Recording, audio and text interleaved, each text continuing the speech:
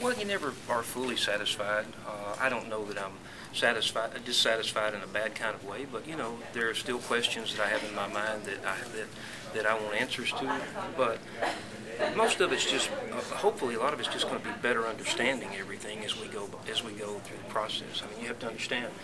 I've been on the commission long enough to come to one regular commission meeting, and this is my first committee meeting. So, I think my biggest criticism, if you could call it that, is a lack of communication about what's going on up here between what I perceive anyway to be a lack of communication between the commission staff and the commissioners and about what happens up here on a day-to-day basis. I think, obviously, if you can explain a circumstance like the question I was asking about the transfer from DIS to Intralot in such a simple way here, then someone just failed to do it along the way.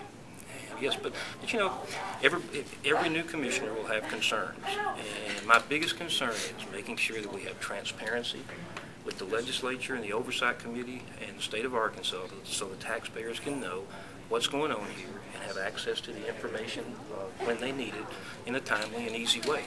I think we're going to miss our bottom line by 2%, which mostly comes from, if not all of it, comes from prizes, because our instant tickets are a greater proportion of our total sales. So you had projected a bigger mix of online games. Correct. And we'll go with that, when we close out our books. Are you disappointed?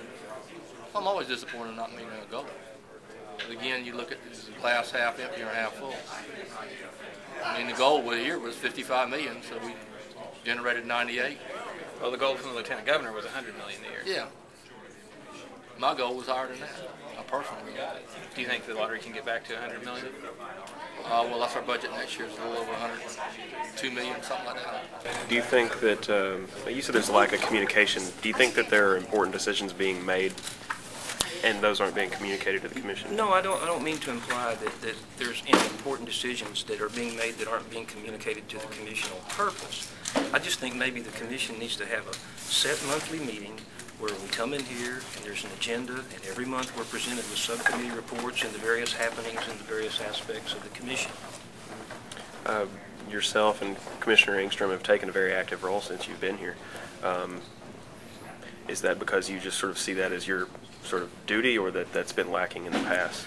I won't say it's been lacking in the past, but I can say I'm probably more fortunate than some of the other people that have been on the commission in the fact that I've been involved in the legislative hearings that involved the audit findings of the commission, and I chaired the committee that created the legislation that originated the lottery. So, I'm lucky, I'm fortunate in a way to have a little bit more information, background-wise, to ask questions from the legislative angle, from the original history of the lottery.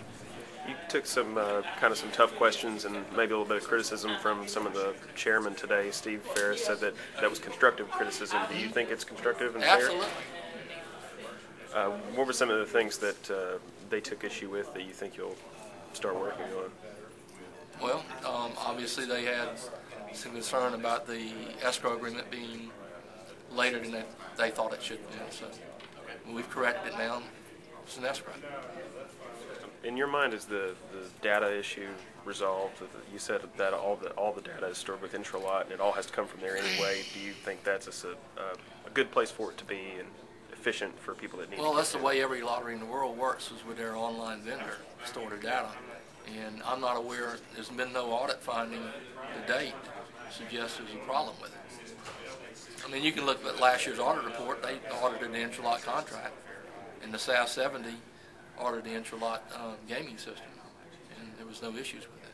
Well, it sounded like the committee had some issues with it, though. I guess what can you do to resolve those questions or uncertainties about whether that data is secure within it?